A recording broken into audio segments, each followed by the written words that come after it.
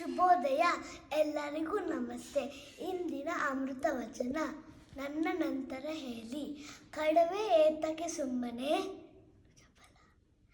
ಕೆರೆ ಇರದ ಮೊಸರನಿ, ಸುವಿಚಾರ ಸುಲಿಯದಿರೆ, ಬರೀ ಬುರುಗು ಬರೀ ಹುಲಿಯೋ, ವಿನಯವೇ ಕೆನೆ ಮೊಸರು ಮುದ್ದು ರಾಮ.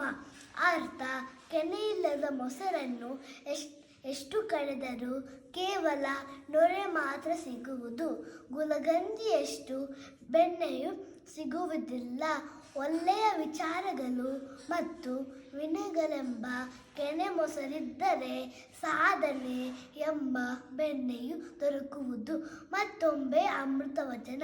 ಕಡವೆ ಏತಕ್ಕೆ ಸುಮ್ಮನೆ, ಕೆನೆ ಇರದ ಮೊಸರನಿ, ಸುವಿಚಾರ ಸುಲಿಯದಿರೆ, ಬರೀ ಬುರುಗು ಬರೀ ಹುಲಿಯೋ, ವಿನಯವೇ ಕೆನೆ ಮೊಸರು ಮುದ್ದು ರಾಮ.